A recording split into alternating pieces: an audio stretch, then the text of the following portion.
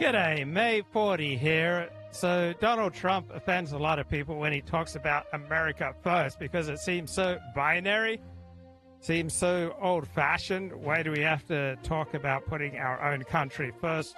Surely we should be putting philosophical principles first. Surely we should be putting virtue first. Surely we should be putting some universal ideas about freedom first. Surely we should put the good of all humanity first. Why would we put America first? It just seems so tribal, so nationalistic, so redolent of the worst parts of the late 1930s. And then later on in his speech, Donald Trump talked about the federal government will only recognize two genders, male and female. And that just strikes many people as hateful. Right? Why do you have to narrow things down to just male and female? Right? Why do you have to be that way, be so hateful, so reactionary, so narrow-minded, to just think in such binary terms? Why not become more sophisticated? Right? Why not recognize and celebrate the diversity of the world before us and all the different ways that people have to identify with their particular gender? So, Jews in the American Academy, 1900 to 1940, the dynamics of intellectual assimilation. I like this book, reading it through for about the third or fourth time. And on the preface, page 14, it says, thinking in binary oppositions is a general feature of Western culture. Yeah, Western culture tends to think in binary terms. It is particularly indispensable in Jewish thought. So in the first chapter of Genesis, the world comes into being by God's creation of a series of opposites, which exclude but define each other. There is heaven and there is earth. There is light, there is darkness, there is land, there is water, and so on. So fundamental opposition in Judaism, however, was that between the transcendence of God and the immanence, the nearness of God. Right? There's complete separation of the two realms. Right? There's an absolute God, one and eternal. And this is what set Judaism apart from the surrounding pagan cultures that saw the divine suffused in nature. So from the perspective of Judaism, and I would assume Christianity and Islam, God is not in nature. God created nature. Now, God may use nature to reveal himself, but God and nature are not the same thing. Right? God is eternal. Nature is not eternal. So this position of Judaism, that God is not in nature, though God may make nature an instrument of his communication, meant an enormous gain in freedom for man, because one of its consequences is that man has sovereignty over nature. And so the idea that California would put the well-being of people behind the well-being of Delta Smelt is quite opposed to the perspective from the book of Genesis, as opposed from the biblical worldview that places man at the apex of creation. You think, oh, that's so binary. It's so hateful. 40, why are you being so hateful to the Delta Smelt? Are not the Delta Smelt just as valuable as you or me? And from some perspectives they are, but from a biblical, godly, Judeo-Christian, and I assume Islamic perspective, they are not of equal value to human being. So from the Jewish perspective, man is not subject to nature except in death. Right? Man should be independent of nature. He should prevail over nature. And this is completely different from the pagan perspective, which saw man as subject to the irrational whims of nature and of the gods. And from the Jewish perspective, God is not whimsical. So God operates for solid reasons. He just doesn't operate out of whim. So from the Jewish perspective, natural catastrophes such as drought, right, they can be interpreted as God's punishment for man failing to abide by the terms of the contract between man and God. So God can choose nature as a means of communication, but he is not part of nature. He is above nature. God's interaction with man is regulated by a contract, a covenant, a brit. And this contract is a central idea in Judaism. It declares in Genesis 1 and 2 that there is a separation of God's immanence, his nearness, and his transcendence. At the same time, there is a connection to the two realms through the very words of the contract, the Torah, right? The Torah takes from the heavens, it takes from God and brings it down to earth. So we can reach out to God and God can reach out to us. So we have a contract with God in the Torah. God will keep out of immanence. That is, man will have sovereignty in this earth, right? If man will only do certain things, if he will observe the Sabbath, for example, if he will maintain distinctions between male and female, human and animal, if he abstains from homosexual sex, if he sets up courts of law, if he does not worship idols publicly, if he does not go around denying God's existence, right? As long as man fulfills certain obligations, then God will stay out of this world and allow man sovereignty. So man gets to show he's obedient and that he will acknowledge God's invisible sovereignty through particular precise behavior. And this behavior will be largely about making binary distinctions. Now, the Torah and Jewish law becomes more and more complex. And so what you get in the elaboration of the Torah through the Talmud and the ongoing rabbinic tradition is we have all sorts of acts of daily life that are minutely prescribed to testify to God's existence. So it's the consuming of kosher versus non-kosher food. It's the way you measure time. So there's sacred time and non-sacred time. How you make love, all right? Do you have sex when the woman's on a period? No, you have to wait 7 days after her period, and you only have sex with your opposite sex spouse, right? So the rhythms of life are a constant reenactment of this first separation between transcendence and immanence, right? God up above and beyond human life, and immanence, God present, the holy and the profane, kosher, right? The laws of family purity, dietary laws, the laws of the Sabbath, laws of conjugal relations, they all depend upon binary oppositions. And they all reflect the fundamental separation between the transcendent God and what is immanent, and that is us, the people. And minute observance of these laws is a way of connecting the two. So God becomes represented in the collective acts of the Jewish people. Their actions express their covenant with God.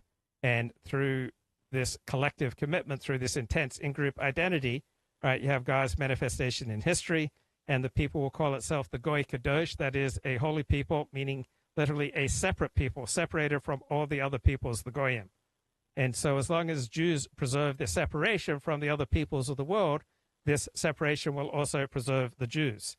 And so it's this obligation to recognize and to implement distinctions in all areas of life, to recognize the Jewish way of doing things versus the non-Jewish way of doing things. This has an enormous effect on the intellect of Jews. It is their intellectual grammar. It is a binary grid, and it sharpens the Jewish sense for intellectual games based on binary thinking. So you have Jews with a penchant for paradox, for dialectics, for a fortiori reasoning, and so forth. And one of the vexing problems in Judaism and outside of Judaism is the relationship between bondage and freedom. So life in traditional Judaism is tightly regulated, and group cohesion is so intense that individual freedom in the realm of action, in the possibility of self-realization, seems impossible. And yet the life of observance is supposed to set you free. It's supposed to grant you sovereignty. And it's a little bit like a 12-step program. So in Under Earners Anonymous, for example, one of the tools is to chart how you spend your time. Are you spending your time fulfilling your most important goals, or are you wasting your time? In Debtors Anonymous, you are asked to track every dollar you spend, every dollar you earn. So by carefully tracking your time, your spending, if you're in an eating program, tracking what you eat, this seems like bondage, right? You're under extreme regimentation. But for people with some disabling addiction in the realm of under-earning or debting or with regard to food, this regimentation is the beginning of freedom. When you track something, you will tend to have more of it. So the Trumpian inaugural address, right, it was quite redolent of major themes in the Hebrew Bible. Right, this is Mark Levine talking with Peter Schweizer, a terrific investigative journalist who's probably done more on the Biden crime family than anybody. Reporters, and nobody has done more to expose the Joe Biden crime family than Peter Schweizer over the years, with his writings, his books, his appearances, among other places here on this program. And Peter, there you watch as Joe Biden systematically undertakes the greatest cover-up, really, in governmental history. A senator, vice president, president, people used his office, his name, his position to make millions, to shake down foreign governments, even enemy foreign governments. And then he pardons his son, which effectively is pardoning him. And then you have these preemptive pardons of the immediate family. It must be fun at Thanksgiving. The next Thanksgiving, they're all going to stand there and, they'll sit around with the turkey and they'll thank God that Papa Bear pardoned all of them. What do you make of this? You, more than anybody else, should have a very fulsome view of this. Yeah, Mark, I think that these pardons are the single most corrupt acts of any American president in U.S. history. And I don't say that lightly. I say that because what we're talking about is a level of corruption that involved tens of millions of dollars going to the Biden family, and what the sources of those funds are. This is not some, paving contractor back in a congressional district paying off a congressman. That's bad enough. These are foreign governments. These are foreign adversaries. And the problem is that the Bidens have now globalized corruption. They've created a situation where American politicians can effectively be bought off by our foreign adversaries. And that's what happened with the Clintons. That's what happened with the Bidens. The three countries were China, Russia, and Ukraine, all of which are highly corrupt, all of which who wanted something from Joe Biden as vice president and as president, and who got those things from this president. And you're quite right to point out that these pardons are of his family, but they are effectively a pardon of him. Because there is really no way to investigate or to prosecute Joe Biden for this influence peddling scheme if all the family members who he did it with are now let off the hook legally, which is what these pardons do.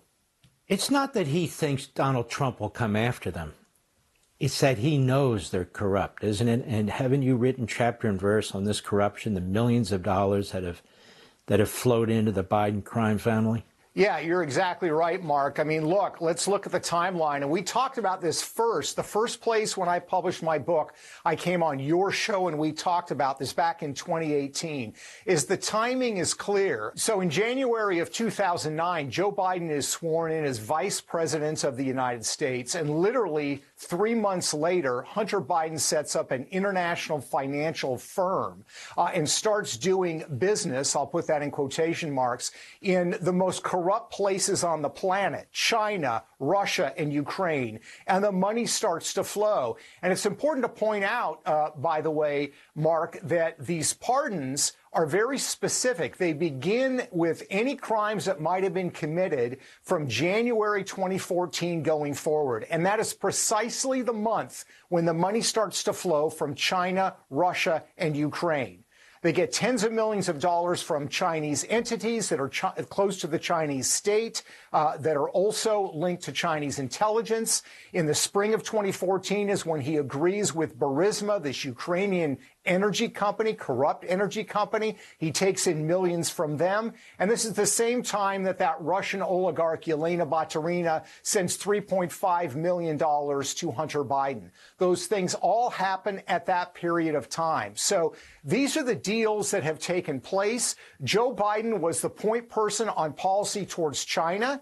He was the point person under the Obama administration on Ukraine policy. And guess what? Both of those countries, people were sending the Bidens millions of dollars. So he pardons his family members, preemptive pardon, abuses that power. There's simply no question about it. We've never seen anything like this before. He pardons his son after months and months of saying he would not pardon his son. He realizes that they're going to be on the hook if there's a serious investigation into the Biden crime family. But doesn't that also tell us another thing, Peter Schweizer? And I want you to address this as soon as we return, that he was very comfortable. He felt protected with Merrick Garland at the helm of the Department of Justice, with the U.S. Attorney in Washington, D.C., with the head of the criminal division of the Department of Justice. He felt very comfortable that despite all the corruption and the graft and all the rest, that Department of Justice would never investigate him while he was president. But he did unleash it against his political opponent. And I want to get into that when we come back. The purpose of the special counsel is to investigate. Okay, interesting essay in the New York Times that I was just reading about the era of hyperpolitics. So goodbye, the resistance. The era of hyperpolitics is over. Where has the anti-Trump energy gone? So remember, at this time in 2017, Trump was a crisis. You had, shortly after his inauguration in 2017, the Women's March, which brought about 500,000 people to Washington alone, made it the single largest day of mass protests in American history. Donald Trump was a crisis. Donald Trump was an obsession. Resistance to Donald Trump represented the high water mark for a certain kind of liberalism, one that was sincere and took over all of your life. It was totalizing, full of fury, thirsty for action. Almost every Democrat, from the ex-presidents to the junior staffers, had a blockbuster opinion on how Trump won. They all meted out blame, such as to the Russians. A few months into Trump's presidency, Al Green, a Democrat from Texas, called for his impeachment. Not a day went by when there wasn't some kind of mass march against Donald Trump or cause for fresh demonstrations. Twitter and Instagram were hothouses for anti-Trump activism. You had causes that sprang up quickly, standing up for immigrants or defending women or sustaining black lives. So this 2010s resistance to Trump, it was sprawling. It seemed irrepressible. It was a mass move that joined everyone from Bush Republicans to Bernie Sanders socialists. It was like nothing else in our modern era. And it seems even more remarkable in retrospect than it did at the time. Right? This was a period when there was serious debate over whether Donald Trump's press secretary, Sarah Huckabee Sanders, should even be served at a restaurant. And the movement in support of Donald Trump was equally fervent. Right? There were policies that attracted his supporters, such as nativism or protectionism or railing against elites. And Trump jettisoned the unpopular parts of the old Republican platform, such as slashing Social Security and waging new wars overseas. But much of his appeal is personal. To be MAGA is to inhabit an identity category. So ardently following Donald Trump meant caring about all his particular predilections and mounting a fight against the enemy wherever possible. So you had product boycotts, you had people on street corners, you had social media, NASCAR chants, school board meetings, election sites. It was an era of hyper politics. So between 2016 and 2021, politics engorged our public discourse. Right? You had all-encompassing, high-stakes political fights. People were looking to see the good, fight evil. You had the far right taking up its tiki torches or Antifa, roving the streets. You had culture turned into a perpetual tinderbox. Some of it was performance art. You had MAGA caps, you had pussy hats, and now everything seems different. The protests are muted. Few Democrats talk about impeachment. Few Democrats talk about incipient fascism, even with Elon Musk possibly gesticulating like a Nazi. What the heck was it that Elon Musk did on Inauguration Day? So people are mad at this gesture. All this gesture means is Heil Hitler. This is all this gesture means. This is a gesture signifying your support for Hitler. Hitler was a politician in Germany in the 1940s. People had varying degrees of, some people really liked what he did. A lot of people were not into it. And that's fair. And I think when we look back on history, a lot of, now, you know what I mean? It's like things that happened then, like we'd never do now. And I think that's Hitler, that we run into that a little bit with Hitler, where it's like at the time, you know what I mean? It's like the word Oriental. It's a no-no now. But back then it wasn't, So I think this Hitler thing is just one of those things that, he's just heiling Hitler. And people seem really upset about that. I think they think that means something else. He's just saying, I like Hitler. That's not... He's not saying, I love everything Hitler did, Or maybe he's not saying like, oh, Hitler was like let's go down the list of what he did. Oh, good. No, he's just saying overall, I happen to like Adolf Hitler and find that he did. So people that are upset about. So I was thinking about God's immanence and God's transcendence today. And this beautiful young woman said to me, "You're looking sharp." And then I went back to thinking about God's immanence versus God's transcendence. Okay, back to the New York Times about the era of hyperpolitics is over. Democrats, liberals around me do not seem as anguished or as animated by this Trump restoration, right? They're not nearly as upset as they were in 2017. They're not howling about their party's future. Right, the left is recalibrating. Some progressives say they're willing to work with Donald Trump if he embraces their policy arms. Centrists are willing to work with Donald Trump. All sorts of border policies that were decried as fascist in Trump's first term are gradually being embraced, or at least no longer resisted. The old discourse around the normalization of Donald Trump is dead. Businesses that once stood at a remove from Donald Trump, well, they giddily treat him as an ordinary president now, and they fund his inauguration. Republicans are still engrossed by Donald Trump, but even Republican politics feel more muted compared to the ascendance of the alt-right, compared to the days when Milo Yiannopoulos was preening for the cameras. The Republican coalition has expanded, but it's found it much harder to hold on to its spirit of righteous indignation and insurgency. Americans are still polarized, but the sense that the political was entirely personal, that performing politics was vital, that's fading, right? We cannot maintain the level of hysteria that we had during the first few years of Donald Trump, 2015 to 2021. We are leaving the era of hyperpolitics because all flames eventually burn out. We have some fires around Los Angeles right now, but any minute now we should get a rain and these fires will eventually go out. So in the early Trump years, the animation was moralistic, right? People were heroes and villains. The struggle against Trump was the struggle against fascism. There was great fear about what Donald Trump would do to the country, but the fear was mingled with a certain thrill, right? Those who were resisting Donald Trump felt like they were making history. Those who were supporting Donald Trump in the first term felt like they were making history, and people were just consumed with the political, not so much anymore. So fervor was the currency, moral clarity was the catchword, nuance was discarded, right? Against Donald Trump, this world historical menace, who had time for nuance? By 2020, stopping Trump was the overriding theme of the election. And conservatives fully mobilized, too, on the cultural terrain. They're out there fighting over school curricula and library contents and bashing corporations that seem too liberal. And they would consume ivermectin as a form of political resistance. But these same pathologies have not taken over the 2024 election. Right? It's all over. That election, 2024 election, is over.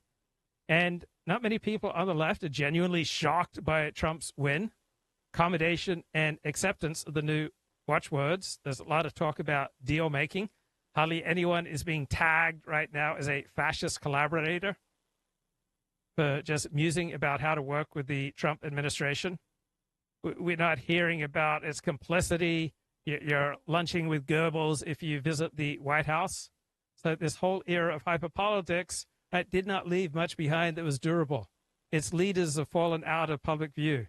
Right? This was no equivalent to the 1960s civil rights generation carrying the work forward. Black Lives Matter, the Women's March in 2025, these are not formidable political organizations. So all the drama surrounding the fight against fascism has faded. Now it just seems tired and alarmist to warn that Donald Trump will end free elections. The media and the elites used to attribute support to Donald Trump to racism, but you don't hear many people making that argument very strongly anymore, because Trump, with each successive general election, has increased his vote share with non-white working class voters. He's flipping majority Latino counties. He's attracting far more Asian voters. He's making inroads with black men, and he's having a lower share of the white population. The corporations and the politicians that once paid lip service to the values of alarmed liberals, they now feel completely free to reverse course. Mark Zuckerberg went on Joe Rogan's show to express his desire for a corporate culture that celebrates masculinity and aggression. After the election, Massachusetts Democrat Seth Moulton reacted to the clash over trans rights, which the Trump campaign successfully exploited, by declaring he didn't want his daughters getting run over on a playing field by a male or a formerly male athlete. Right? The backlash he faced was nothing akin to what he would have encountered a few years before. The activist energy on the left has leaked away, and there is a remarkable lack of grandiose rancor between Trump and the Democrats. And you saw that most clearly on Friday evening, when Donald Trump sat around with Karen Bass, the mayor of Los Angeles, and Brad Sherman, a Democratic congressman, and they had a back and forth about what needed to be done to help Los Angeles recover. And Donald Trump was often remarkably frank, but the mayor of Los Angeles, she seemed rather muted. And even Brad Sherman seemed rather muted. And Ted Lieu, major Democrat politician in California, he just largely seemed to stay quiet. All right, let's get a little... But we want you to be safe, and we want you to be back in your homes immediately. But the people are willing to clean out their own debris. It doesn't cost a lot. Yes, and they can. You should let them do it, because by the time you hire contractors, it's going to be 2 years. If a family... The people are willing to get a dumpster and do it themselves and clean it out. And they can. There's not that much left. It's all incinerated. That's right. And, you know, it's just going to take a long time if you do. You can do some of it, but a lot of these people, I know that guy right there that's talking. I know my people. You'll be on that thing tonight, throwing the stuff away, and your site it'll look perfect within 24 hours, and that's what he wants to do. He doesn't want to wait around for 7 months till the city hires some demolition contract that's going to charge him $25,000 to do his lot. Yeah. I think you have emergency powers just like I do, and I'm exercising my emergency powers. You have to exercise them also. I did exercise them. Because I looked, I mean, you have a very powerful emergency power, and you can do everything within 24 hours. Yes. And if individuals want to clear out their property, they can. Well, yes, but you know that you will be able to go back soon. Mr. President. We think within a week. That's a long time, a week. I'll be honest. To me, everyone's standing in front of their house. They want to go to work, and they're not allowed to do it. And the most important thing is for people to be safe. They're safe. They're safe. You know what? They're not safe. They're not safe now. They're going to be much safer.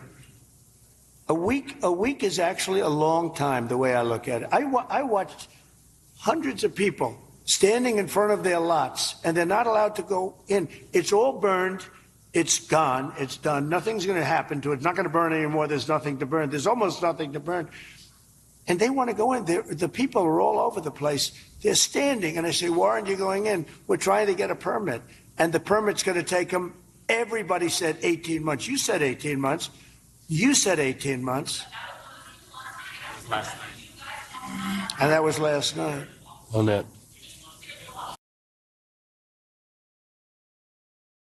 Okay, that was fun. Donald Trump seems to be quite enjoying himself. So let's have a look at the chat. Holly Rourke says, Luke, on TikTok, a lot of leftist Antifa types are organizing. There may be violence in the streets again. Keep your head on a swivel. Maybe their financing has been cut off. They lost the moral argument. Some of them are crazy as ever. They believe they're going to be heroes, and they still think that Trump is Hitler. I do hope the hyper-political age is over. This has been exhausting. Yes. So, according to this New York Times essay, what lies ahead is a cooling, characterized less by dejection than by sober realization that whatever was tried before simply did not work. It is challenging to maintain a perpetual state of alarm, right? It requires you to unnecessarily tense your shoulders, tense your neck, tense around your eyes and your lips. Right? It's exhausting to tell voters that every election might be the last one. The anti-Trump resistance on its own terms was a failure. Trump is here again. He's a popular vote champion. What comes next might be a more conventional politics. The resistance might be of a quieter type. We may not have nearly as much mass protests. So the cyclical nature of American politics promises that even Trump's moment in the sun will last only so long. If he stumbles, we may see more Democrats in Congress and an end to the GOP's ability to pass significant legislation. But what is not soon returning is the white hot activism of the last decade. Politics will still be there, but it'll be largely static, just crackling in the background. It won't be everything anymore. And Mark Halperin nailed it on Friday afternoon. It's tempting to cover Trump and just say he's doing great. He's getting the headlines he wants. He's enacting the policies he wants. He's never been more powerful with the Republican Party. The Democrats are completely discombobulated. But that's not the right way to cover him. It's important to say all that, but you also have to say, are his policies good? Now, you also have to say, is he fulfilling his campaign promises? A lot of what he's done this week that troubled the Democrats and the press are ripped from his campaign promises. Absolutely. And so I think it's fair to say, Democrats say, well, the voters voted for Trump, but they didn't vote for mass deportation. So the voters voted for Trump, but they didn't vote for getting rid of DEI. Like, you can't parse that. You can't know what was in the voters' minds. But you can say Trump won having espoused all these things. The other thing you can say is he's brought up some new stuff. I don't remember the Greenland thing being front and center or the Panama Canal thing being front and center. He's flipped all over the place on tariffs. And I told everybody that tariffs are a bluff. He does not want to put tariffs on. He wants to threaten people and get what he wants. But it's important to focus on the real lives of real people. And I think one mistake the Democrats continue to make, even though some of them are starting to be onto this, is they get distracted by stuff Trump says that makes them crazy and mental and distracted, like the press. And even on the real lives of real people. I think this is extraordinarily important, and it's sometimes referred to in the media, but not enough. Joe Biden was a failure on the economy, and a failure on the border, and a failure on foreign policy in most ways, and a failure on being on the right side of some social issues. You can say he passed some landmark legislation that laid the foundation to help the economy, but you cannot say that his economic record was a success, if only because of inflation. Okay? Again, I'm not saying everything he did was a disaster, but the judgment of the American people, and my judgment is, history's not going to say he was a great president on the economy during the time he was president. Okay? Part of why Trump is succeeding now is, it's just as it's very hard for Democrats, not impossible, but very hard, to say Trump is a liar and he covers things up. Well, Biden was a liar and covered things up, both related to his mental decline and Hunter. You can't say Trump is abusing the pardon power, because Biden abused the pardon power. Now, it's a reasonable position. Many have said it. Biden's pardons were not as bad as Trump's. But there are plenty of people on the right who say, oh, yes, they were. You could say Trump showed tolerance for violence against law enforcement. And the Republicans will say Biden showed tolerance in the aftermath of George Floyd's killing. He showed tolerance towards violence against law enforcement. So it's not going to work for everyone, but for some in the media and for many Americans, including a lot of people who are not affiliated with either party, they're comparing Trump, active, authentic, and getting attention and being present. They're comparing that to 4 years of Biden. And Trump's not coming out so horrible in the minds of many. But I'll say again, this platform and all my journalism, we cannot be cowed by how effective Trump is being right now and fail to look at what he's doing. Okay. Okay, I want to get back to Peter Schweizer here talking about the Biden crime family. Say a president within your own administration where you're the attorney general, and so you effectively recuse yourself or step back. That's why you appoint a special counsel. This attorney general, Garland, utterly corrupt, in my view. He unleashes a special counsel unconstitutionally against Donald Trump. Everything you've written in your book, chapter and verse, all the endnotes, providing documents showing financial movement of sums and so forth and so on. It seems to me that the Office of Public Integrity, that the Criminal Division, that the U.S. Attorney, that somebody in Washington, D.C. could have picked up your book and said, okay, we have no choice. We need a special prosecutor to investigate Biden. Yet Biden knew it wouldn't happen, and Biden uses the process against Donald Trump while he pretends he doesn't. What do you make of that? No, I think you nailed it, Mark. Look, here's the thing. In the spring of 2018, I published Secret Empires. I came on this program. 3 months after that is when the investigation was launched into the Biden family by the FBI and also by the IRS. That investigation was launched. Those investigations went nowhere, and we know from the IRS whistleblowers that those investigations were squelched. And this is the problem that we have in Washington, D.C., at least with people that are part of the D.C. establishment, and that is that they protect each other. Look, we now know, looking back at the records, looking back at the emails, that Barack Obama knew what Joe Biden and his family were doing. He knew it was corrupt. We knew that John Kerry's son-in-law, Christopher Hines, said he was initially involved in some deals. He said, look, I don't want to get involved in these other deals. They're too corrupt. But nobody did anything about it. Nobody stopped it. And then, of course, when Joe Biden becomes president, that would be the classic case where you would have an independent counsel. This is an investigation of the president's own family. That's what the independent statute is about. So you have somebody detached from main justice who is investigating these things. And what does Merrick Garland do? He investigates his opponent. That would be Donald Trump. So it's a massive abuse of justice. And I think the important thing going forward, Mark, is, yes, these pardons have been issued. The status of criminal cases against the family certainly seem to be stopped. But we have got to get to the bottom of the cover-up and the abuse of power. This was not investigated. It was covered up by an apparatus in Washington, D.C. that involved at least dozens of senior people. And we have to get the truth out of exactly what happened. That means congressional investigations, and that means Pam Bondi at DOJ needs to investigate this further. I agree 100% for the sake of the country. And so this kind of precedent isn't set. We can't have a Democrat Party that does this to Republicans, and a Republican Party that sits on its hands and feels self-righteous. Oh, we don't believe in recriminations. This isn't about recriminations. This is about getting our justice system back. What Donald Trump went through was unbelievably disgusting and, unimaginable. When you really sit down and you think about all the things that happened to him, and then conversely, when you think about all the things Biden and his family have done with foreign governments enriching themselves, the FARA Act, the tax code, the gun purchase, all the rest of this stuff, utterly lawless, this family, and nothing. They pardon themselves effectively. He pardons them. Donald Trump, on the other hand, suffers through all of it. Final words. Yeah, and the lying, Mark, the lying. Donald Trump, going back to the whole Russia collusion garbage, he's always been straightforward and clear. If he had meetings, if he discussed anything with anybody, he talked about it, he was open. The Bidens have lied. In 2018, I came on your show. They said there were no deals, there was nothing. We now know, of course, there was, and he had to pardon his family members to protect them.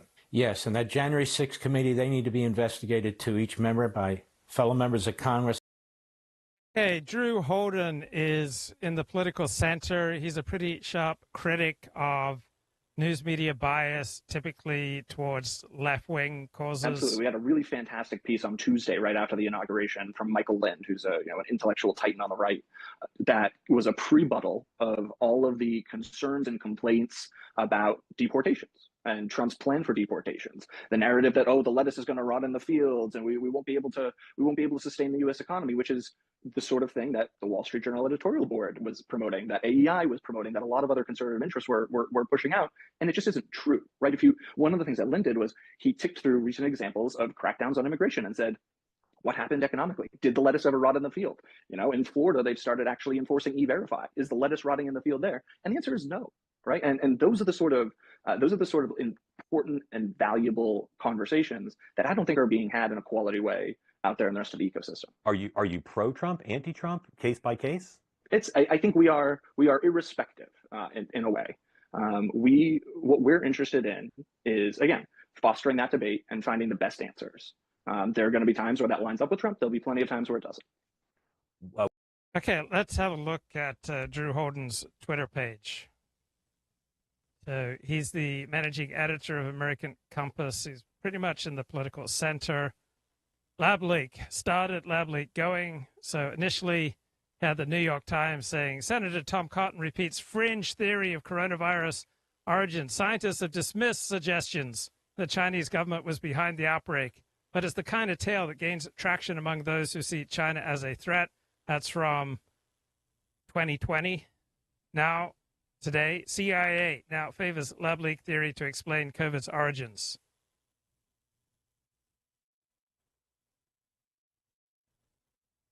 So do you remember how bad the media's COVID lab leak, the hypothesis that the virus came from a lab, how bad that coverage was?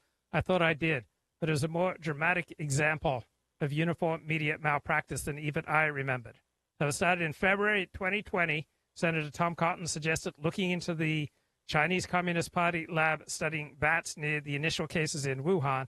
The media were outraged. In a since updated piece, Washington Post said the idea was a conspiracy theory that has been repeatedly debunked by the experts. I don't have a position on lab leak. I recognize that the experts, the virologists, say it was not, the COVID was not caused by a lab leak. All right, that's what virologists overwhelmingly say. It wasn't just the Washington Post. Shortly thereafter, the New York Times trotted out a similar allegation, calling the lab leak hypothesis a fringe theory and a tale designed to inflame social media. And CNN's Chris Cillizza said Tom Cotton was playing a dangerous game with his suggestions, with his coronavirus speculation. USA Today, in a since updated fact check, said that Tom Cotton's claims were false because overwhelming scientific evidence said so. Quick pause here to point something out. What the media were up in arms about wasn't the veracity of the lab leak idea, just that people thought it was plausible, that it may be true. Look how close the lab is to the first cases. This was the dawn of what I like to call experts say reporting, where an outlet finds someone with credentials who agrees with them to make the point that the outlet wants to make. So here's National Geographic, Forbes, CBS News, Washington Post, all doing that here. There are even more dramatic examples. Maybe my all-time favorite is from NPR, who, with the confidence that only that station possesses, claims that the lab leak theory had been debunked in April 2020. Scientists debunk lab accident theory of pandemic emergence. Here's ABC. Sorry, conspiracy theorists. Study concludes that COVID-19 is not a laboratory construct. It was a better time period for outlets using fact checkers as a political weapon with no connection to facts. This is CNN. The word of the year had to be debunked, which many outlets seem to believe meant we don't like this idea. CNN was debunking lab leak along with the rest of the elite news media in 2020. It's impossible to ignore how this story intersects with Trump and his administration. Once he said he believed the lab leak idea, the press decided it must be a lie. Some rich headlines here from Business, Vice, CNN, Business Insider. It's the condescending tone here from Chris Hayes that gets me. Chris Hayes on right wing's escape from the lab theory of coronavirus origin. NPR is funded by your taxpayer dollars. As Trump pushes theory of virus origins, says NPR, some see parallels in lead up to Iraq war. Press at the time purported to be very upset that Trump was using the same language that they had used a few weeks before to describe the virus as Chinese. Yes, of course, Donald Trump is calling coronavirus the China virus for political reasons. And a few months earlier, CNN was saying a visual guide to the Wuhan coronavirus. Then a poll came out finding lots of people believe the lab leak theory, a third of Americans. The press leapt to tar the believers as rubes and people who convinced them as charlatans, right? This is CNN, Forbes, Vox, The Hill. In April 2020, Trump stopped U.S. funding to the lab in question in Wuhan. Till then, your tax dollars were paying for dubious research in an autocratic Chinese communist regime that maybe started a worldwide plague, and naturally the media applauded that move? Wrong. The press were incensed that Trump would stop giving your tax dollars to a shady lab in China. CBS News said it was jeopardizing a COVID cure. New York Times said the same thing. ABC blamed the bad move on conspiracy theories. As Vanity Fair pointed out, right-wing disinformation. The press elevated China's claims to stick it to Trump. Look at how the New York Times, CNN, and Time put the U.S. and China on equal believability footings. U.S. and China trade coronavirus accusations. Blame escalates. China and America's blame game. This wasn't a mere momentary blip. All the way until December 2020, Associated Press was writing up the lab leak as a conspiracy theory that survived online despite the facts. The enormous irony of the AP story about COVID conspiracy theories is the image that accompanies it. Wear a mask outside, the 1984-esque wall art reads. And there's no reason to wear a mask outside unless you're absolutely surrounded by people. The real facts aren't as hospitable to what the media was claiming in 2020. Further investigation into the lab leak in 2021 gave the idea respectability even the mainstream media couldn't ignore. They started to change their tune. Here's the New York Times. Then in 2023, Joe Biden's own Department of Energy said that the lab leak theory was the most likely explanation for COVID's origins. Right? So here you see side by side of the original reporting versus the newly indisputable facts from NPR. So what should have been investigated, what happened? The press had given social media platforms cover to censor the mere mention of the lab leak, and the media cheered along. Facebook doubles down on removing coronavirus conspiracy theories. So as a result of the media refusing to consider a politically inconvenient idea and their need to throttle its very mention, we may never definitively know what caused a pandemic that's killed millions and irrevocably changed the course of modern life. It may mean that some people get off scot-free for what they've done to play a role in that disaster. Hard to imagine that wasn't the goal all along. Rand Paul says email exchange between top Fauci aide and EcoHealth looks like a cover-up. What's your revenue model? People come there to read long things, or like how much content and what kind? Like up in a situation where rather than build up the forest to be more fire resistant, you throw your hands up because the environmental folks are suing you. And so we're very much driven by the things that are happening out in the world, and we want to be responsive to those things in those conversations. But we also have a lot of really great feature pieces that are longer, I think 3,000, 5,000 words, that we're in the process of commissioning out. We've got a couple of great ones that have already gone up that look at those kind of broader macroeconomic and macro political sort of conversations. All right, so the link to the website's in the chat. Recommend you check it out and give Drew a lot and rigorous. And I almost every time Drew puts a thread on Twitter with an analysis of something, my reaction is I want to go sit with the editor of the New York Times and Adam Schiff and say, read this and tell me what you think. Like, is Drew wrong? Is Drew made a factual error, or is his emphasis wrong? Because again, Drew is so meticulous. And if you're sick of my bleedings about dominant liberal media bias, don't take my word for it. Go read Drew's work. It's extraordinarily good. How is the press doing so far in terms of fairness regarding Donald Trump a weekend? Well, Mark, that is far too kind of you. I really appreciate you saying that. It's all true. Mean it. Early, I was quite surprised around the inauguration to see what I thought was pretty fair coverage. Right. One of the things I know you alluded to in your opening was that a lot of the things Donald Trump has done and pointed to and directionally indicated he wants to go toward are things that are broadly popular. Right. You mentioned the deportations. CBS did a poll a few months ago that found that 62% of Americans support mass deportations, right? Like he's directed his energies in a lot of ways at things that are popular. And around the inauguration, around the energy of it, the press seemed to actually, I thought, cover him pretty fairly. I was quite surprised. And then the rubber met the road a couple of hours later. Well, one of the things that really caught my eye was right before Trump's inauguration began, Joe Biden issued the last of his pardons. And it was interesting because I was waiting because I remembered the way the media talked about Donald Trump's pardons as he was leaving office, and the agitation and the scorn and the belief that what he was doing was wrong and illegitimate and bad and self-serving was everywhere when they talked about the pardons, right? The New York Times had a lead that said, that it indicated how far Donald Trump is willing to go to combat courts and juries and justice. And so I thought, oh man, when Joe Biden pardons his son and his brother and a bunch of other members of his family, when he offers mass pardon, 10-year, decades-long pardons on his way out the door, I thought surely the media will kick back and say, pardons. We were very upset about these pardons. It's an abuse of power to do it in this way. But no, the New York Times' lead-in instead said that Joe Biden was taking action to protect people from politically motivated trials from Donald Trump.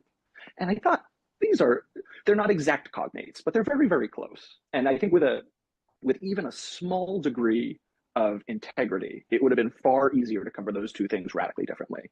And Okay, let's get a quick look at Donald Trump's first week here from Fox. Came out of the gates on warp speed times 10, bringing an intensity to the Oval Office I've never seen before of you. He had two objectives that I could tell: erase Joe Biden and channel Tom Brady. Let's go. Enough said. Everyone expecting him to start fast, but this fast, he came out firing. And let the press witness the whole thing, signing executive order after executive order. Example, abolishing DEI policies in government. No men will be allowed to participate in women's sports. No longer, government will be allowed to stop free speech. Reaching a ceasefire, an agreement in the Middle East, at least for now. Deportation flights have begun. Okay, I don't want to get a copy strike for that music. So let's try to move past the music. They have the tape of the shooting, and they don't even go up and you're talking about this. These people have served years of jail, and their lives have been ruined. And in many cases, listen to me for a second. Stop interrupting. He didn't yell. He calmly cut him off. When a bishop stunningly turned a sacred service into the Rachel Maddow show and came out swinging with his entire family in attendance, instead of blasting the bishop, Trump kind of brushed it off. What did you think of the service? What did you think? Did you like it? Did you find it exciting? Not too exciting, was it? I did think it was a good service, no. Thank you very much. Thank you, press. Thank you, press. They could do much better. Kind of calm, right? And when his key advisor tried to diminish a $500 billion AI venture with data centers in Texas, talking about Elon Musk, he's letting the tech titans fight each other out, beat themselves up. DJT sat it out. Mr. President, does it bother you that Elon Musk criticized a deal that you made publicly, that he said that he tweeted that? No, it doesn't. He hates one of the people in the deal. Have you spoken to him since then? No, I've spoken to Elon, but I've spoken to all of them, actually. No, the people in the deal are very, very smart people. But Elon, one of the people he happens to hate, but I have certain hatreds of people, too. So far, Donald Trump, the sequel, seems better than the first. But it ain't about how hard you hit. It's about how hard you can get hit and keep moving forward. How much you can take and keep moving forward. That's how winning is done. And that's what he's done so far. And what we're all witnessing is winning. Joining us now, the host of Piers Morgan Uncensored, Piers Morgan. Uncensored, I should say. You've never been censored. But Piers, your thoughts about Trump, too. I'm very curious. You know him personally. And now you're seeing him again be president again. Have you seen a difference? No question. And I'm so glad, Brian, you played that Rocky quote. The famous speech to his spoiled brat son when he tells him to get a grip and tells him what winning is all about and how you do it. Because actually what Donald Trump has done is exemplify exactly what Rocky Balboa was saying. Life is not about what you hit. It's about how you can get hit, get back up and keep moving forward. And what an example Trump has been. I mean, 2 years ago, he was dead and buried and politically gone. Now, he's the most powerful man in the world again, and he's hit the ground running so hard, I thought Usain Bolt had been running the schedule. It's unbelievable. And watching from London, as I am at the moment, I can only tell you the world reaction is kind of shock and awe in a good way, because we have a pretty limp Labour government over here. And obviously in America, you just had a very limp 4 years with Joe Biden and the Democrats. And suddenly you've got this surge of extraordinary energy. As somebody who I think, having spoken to a number of times in the last few months, I think he's feeling a sense of getting a second chance twice. Once in his own life, when he survived the assassination attempt, and once professionally to have another go at being president, because the last time, in his last year, it got derailed by the pandemic. And I think you're seeing Donald Trump right now at his absolute ferocious best. And that is the perception. Not only is he winning at home, but then he goes into Davos and blisters them, lets them know what's the new. There's a new sheriff in town. You didn't like him before, but I'm not looking for your approval now. Get on board or be left behind. But in America, the Democrats, you wouldn't know this, cannot get their footing. AOC and the late night comics desperately trying to take a shot at Trump that people care about. Listen to what she just said. Watch. He is much more normalized this time around than he was the first time. You're being ripped off You're being ripped off, dude. Dude, thanks for that. But that's what they fear. We're treating him like a human being that only a small portion of the media was. You know what's fantastic about that, Brian? I mean, I think that if you're Donald Trump, you want AOC out there all day, every day, saying nonsense like that, because that can only help him. But secondly, how ironic that somebody from a party who for the last 4 years, have gone against normality, who've got increasingly insane, who've defied logic, common sense, science, biology, that they are the ones that are trying to accuse people of normalizing Trump. Let me tell you why Trump won AOC and why he won so big with so many different categories of people, black, white, Jew, Muslim, old, young, you name it, they came and voted for him. Why? Because as he said in his victory speech, he represents a core of common sense in a woke world of insanity that was presided over by Joe Biden and Kamala Harris for 4 years. They encouraged, promoted, and propagated an absolutely farcical. And Piers Morgan's traditionally been on the left, so it's somewhat surprising to see Piers so favorable towards Donald Trump. There's the expression about the frog soup, about throwing it in versus not. Yeah, I kind of feel like there's kind of both strategies almost are happening within the Trump administration. Certainly there is the shotgun approach of a gajillion executive orders, just having all the different pronouncements that are not necessarily executive orders, but are kind of, hopes and decrees put forward as the kind of initial throwing the frog in the soup. But I also do get the sense that there is a bit of a longer game being played, especially, thinking about how potentially 26 is going to go and so on and so forth. But I don't necessarily hear a lot about that longer game. And so I'm wondering if you had some idea about what, we might be missing by focusing so much on just the kind of first 72 hours, all the noise that we might not be focusing on the boiling of the frog. Great question, Jason. Drew. Yeah, I mean, I think a couple things come to mind. The first is that one of the things that I think has been really, really different between Trump in 2016 and Trump in 2024 is that he is far more cognizant about the way that what he says and does will be received by the media. And Mark, I think your point earlier about the shiny object that he points to, I think he's actually displayed that really, really well. And so my hope in that, in terms of where is he thinking more broadly and longer term, a lot of that is tied to American production and American innovation. I think there's been these dramatic day one executive orders. Some of them I think are very good. Some of them I guess I'm probably not as interested in. But a couple of them that I don't think in the amalgam of conversation that we're seeing about his radical changes and deportations, everything else. One of the things that he keeps pointing to is we're going to increase energy production. We need more energy. We need to win the races of the future. We need to be harnessing America in a way that we haven't before. And I think there's this kind of, this sense among a lot of people that we are simply not doing enough with the resources that we have here in the United States, whether that's on energy, whether that's the intellectual resources for things like AI, and that he talked about the golden age of what America could look like. And I think, and I might be a little too optimistic, Mark. I know you called me out a minute ago. I'm an optimist through and through, with all the attendant baggage of that. But one of the things I think that he is building towards in a valuable way is unleashing some of that American innovation and unleashing some of that energy dominant potential. And I think that's probably getting lost a little bit in the discourse. Yeah, that was great. Jason, Donald Trump contains multitudes. Okay. And so some of the things in terms of the long game, I don't think fit under the umbrella I'm about to offer you, but I think most of them do. And I think this is the biggest misconception about Trump. Okay. Here are the big things Trump is playing for between now and 29, not between now and 26. Between now and 29, okay? He wants the economy to grow at over 3%. And he thinks he can do that by controlling the border, which liberal experts and some independent experts would say controlling the border is actually going to hurt the economy. But he thinks controlling the border will help the economy. Control the border, economy grow at over 3%, maybe closer to 4%. Energy production, okay? Regulation reduction, tax cuts in place, and end the government fostering of woke culture, and then overseas, create a relationship with China and Russia where we're not wasting resources fighting them, whatever negotiations, whatever grand bargains have to be done, so that the American orientation of our GDP is not towards trying to checkmate China and Russia, neutralizing Iran, and giving Israel a peaceful neighborhood. Okay? He cares about many other things, but to me, based on covering him and knowing him, those are the big things. And you know what? Almost every one of those is exceedingly popular. even amongst people who don't like Donald Trump. Really Almost every one of those is exceedingly popular. And if he achieves those things, he'll go down in history as one of the greatest presidents of all time. And that's what he cares about. He wants to be known as a great president. Now, a lot of barriers to that, but I don't know how anybody could argue with those goals. There are people who don't want the border controlled, but most of the country does. Energy production's an interesting one, right? The left would tell you that people care a lot about global warming, and they do. But I think at the available evidence, they want cheap energy. It's a horrible thing about America. We think we have a birthright to cheap energy. Energy is so cheap in America.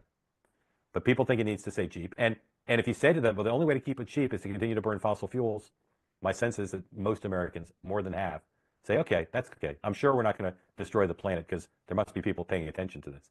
That's the only one. Everything else, neutralizing the competition with China and Russia, even if we have to make a dirty deal, making peace safe, the neighborhood safe for Israel, neutralizing Iran, these things are extremely popular. Reducing regulation, keeping taxes low. Again, you could say tax cuts for the wealthy, very unpopular, and they are. But he's not just cutting taxes for the wealthy. He's trying to cut taxes for people on Social Security, people who make tips, people who make overtime. So that's what that's the long-term game. And I think part of the challenge is there's a lot going on now that doesn't relate to those issues, and there are things related to those issues where, particularly through the filter of the dominant media, you're not getting the right perception. But I guess if those more popular things are longer term, and he is writing in with highest levels of popularity he's maybe ever had, is causing all this noise with the shorter term things that just happen to be a little bit more controversial and have less wide appeal. Is that maybe shooting himself in the foot a little bit before the longer term flowers have time to bloom? No, because Trump does not care about short-term pain. He's impervious to it. He does not care if he's criticized for attacking the Pope. He does not care if people don't like his FEMA posture. He just doesn't care. And he cares even less than last time, because if Maureen Dowd wrote a column this time saying his position on FEMA is outrageous, he just doesn't care. Just doesn't care. And Dick Cheney was the same way. I once asked Dick Cheney, when he was vice president, if he minded being criticized by the press. And he said he was once shaving, and he had Imus on in the background. And Imus was going on and on about what a windbag somebody was, what a horrible person, and how ridiculous that person was. And Cheney realized he didn't know who Imus was talking about, so he listened a little more closely, and it turned out Imus was talking about him. And Cheney just laughed uproariously telling this. Lies on January 6th, really. That's what I've been kind of thinking about. What did they do wrong? And there's a lot of things that you could probably think about. And I met some people while I was there that are MAGA, and I've had a few interactions with those type of people. And there is a very small, from my interactions, percentage of MAGA people that are really spoiling for a fight all the time. As someone who is very Republican, very conservative, I do still see that. It's not the majority for sure. And as I've been thinking about it, then I think it's kind of what you're talking about with the media is they had to tie Trump to it. And it was like an obsession to them. While most normal people, it seemed like, thought that maybe there were some people that did bad stuff there, but it wasn't the whole of MAGA. And then you think of the speech that President Biden gave in Philadelphia, I think, where he was talking about, dark MAGA or whatever it was.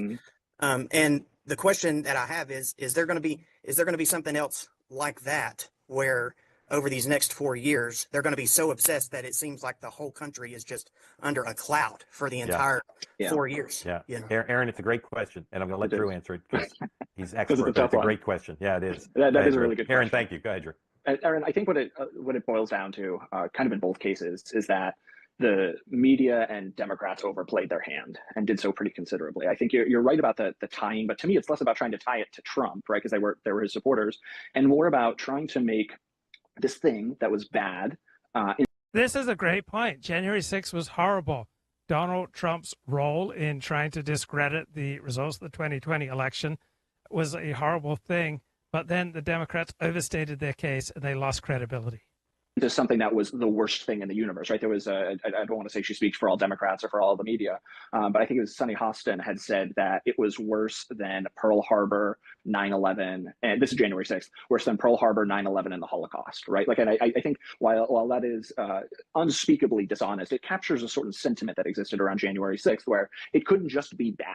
It couldn't just be, offensive to the values that we hold dear as Americans. It couldn't just be this horrific thing that happened. It has to be the worst thing in the entire world, and anyone who doesn't see it as the worst thing in the entire world has to also be bad and evil and terrible. There's never any brokering of different perspectives on this. There's one absolute position.